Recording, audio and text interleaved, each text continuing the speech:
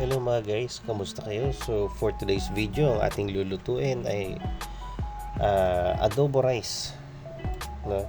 Recycled ano rin to ng mga pagkain natin. So ayan, adobo, may tayong pork adobo, skinless longganisa, kanin at mga konting panggisa. So ayan po ang ating video sa ating mga ng mga sangkap para sa ating lulutuin po for today. So tara. So ito, used oil din ang ginamit natin para mas masarap ang may dagdag flavor din. So lagay tayo ng bawang, kaunting gisa, not totally na mag brown siya kagaya ng mga typical na ginagawa natin sa isang sinangag. So ayan, maya ng konti nilagay ko na ang ating adobo. Halo-haloy natin ng kaunti.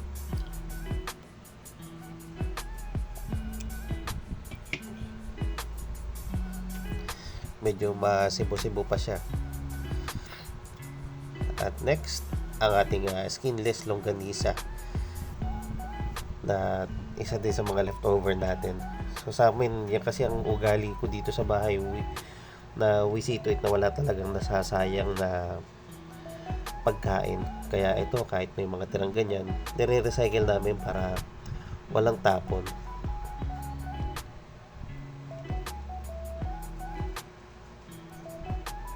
So, luin lang uli ng konti. Malaking factor din yung skinless longganisa kasi nakakadagdag ito ng tamis, no? Kaya yan din ang naisip kong idagdag dito. So, sumunod na rin natin ang ating leftover rice. At since kung mapapansin po ninyo mga guys, medyo marami yung sarsa ng ating adobo compared dito sa ating kanin. So, kagandahan ito, meron tayong nakareding kanin puti na rin na bagong saing. So pandagdag din natin, mas makakatulong din kasi dahil nga bahaw yung kanin natin, galing ding ref to. Share ko lang mga guys, itong bagong lutong kanin, makakatulong din siya para madaling lumambot yung kanin natin na yan, yung bahaw. So ayan, halu-haluin hanggang excuse me, maghalo yung kulay niya. At sinet ko muna siya sa napakahinang apoy habang kakapit ko or pinaghahalo yung kulay ng ating kanin. Kasi para maiwasan din natin yung pagkasunog at the same time na hindi pa nahalo maigi.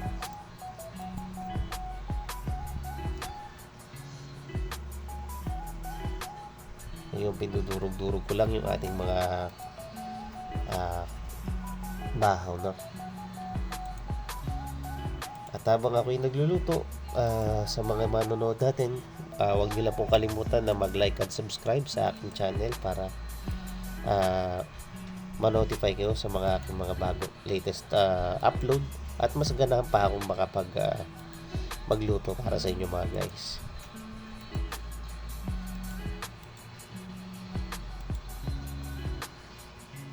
So ayun, kung papansin niyo, halos kumulay naman na, pero konting halo-halo pa.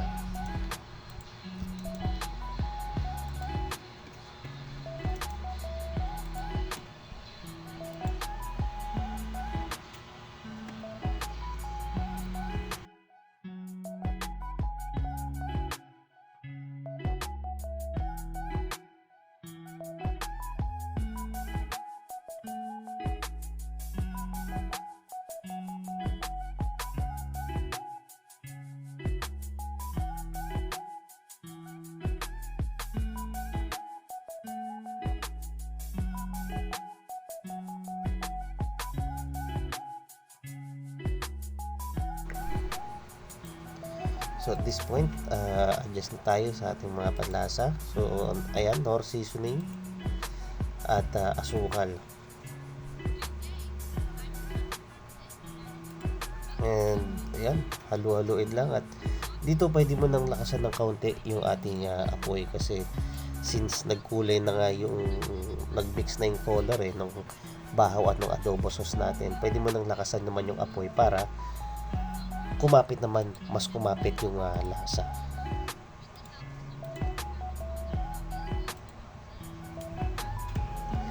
ayun, medyo okay na siya para sa akin. So next natin, prito tayo ng itlog lang naman. Pang ano lang naman to mga guys, option lang.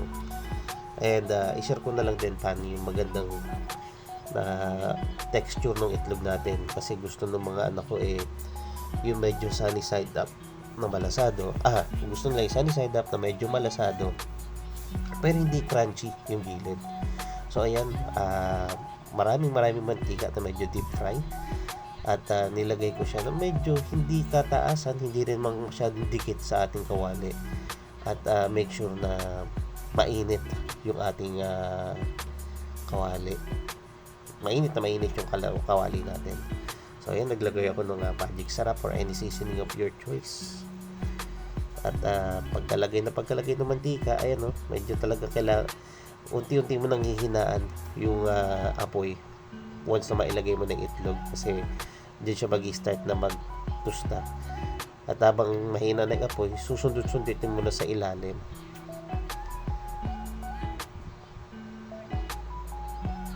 Kaya mga guys, yun di ba? Medyo napagalaw ko na, nasundot ko sa ilalim. At pwede mo na siyang hanguin, kasi nga yan yung gustong texture ng mga anak ko sa isang sa pritong itlog, medyo malasado na hindi crunchy yung gilid. At ayun, presentation na. Eto po mga guys ang ating adobo rice, care of your Papa Job. So muli, isang like at subscribe naman po dyan mga kaibigan, at thumbs up. Maraming salamat po sa inyong panonood, and God bless.